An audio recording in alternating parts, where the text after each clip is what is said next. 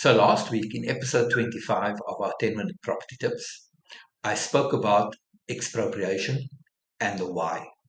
Today in episode 26, I'd like to talk about the how. I'm Nigel Adrianse, your host, and I'm the Chief Empowerment Officer of the EDPF Property Academy.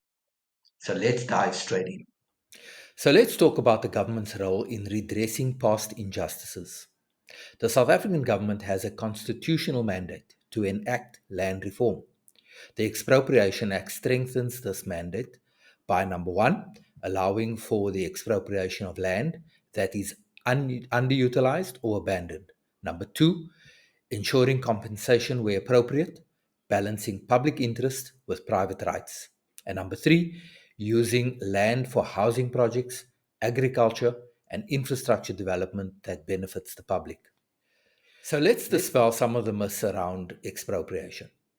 One of the biggest misconceptions is that the Expropriation Act will result in the mass seizure of white owned farms without compensation.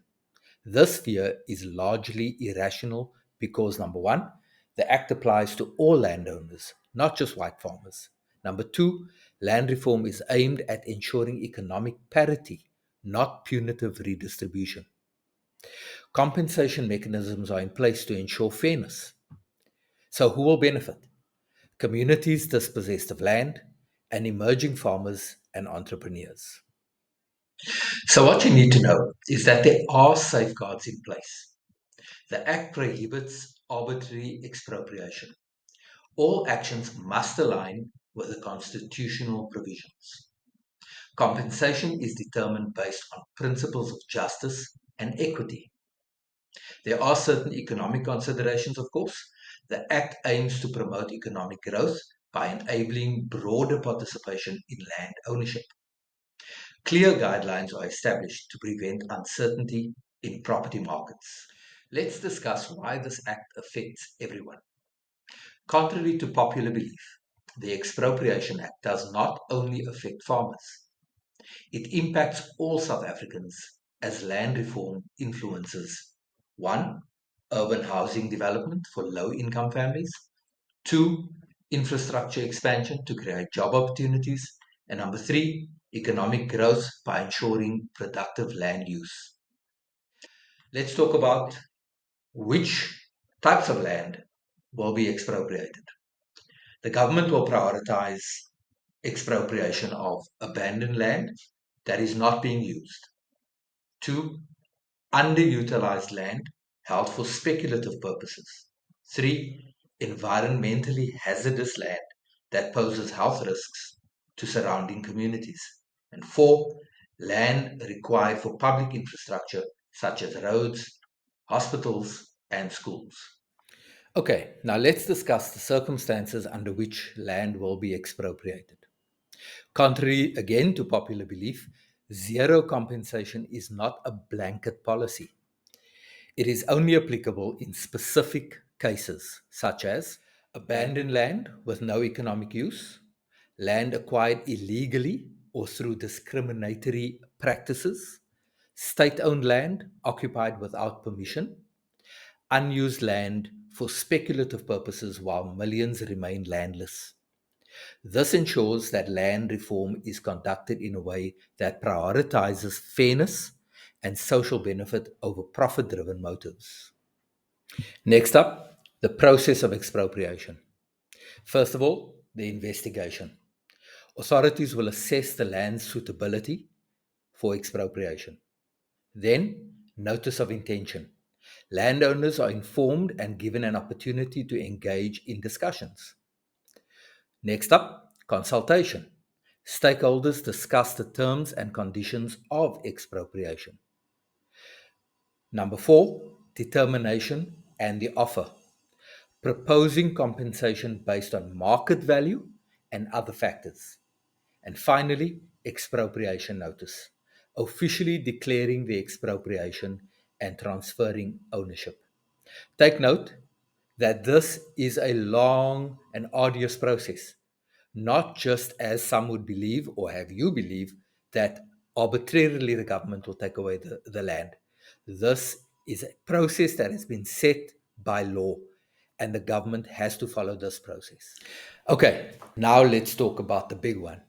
Land will be expropriated for zero compensation in certain circumstances only.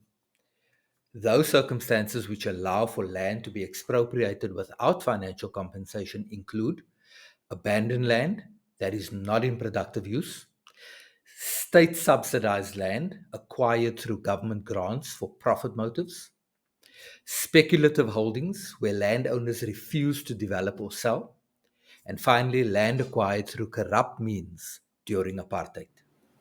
Next up, when will land be expropriated with financial compensation?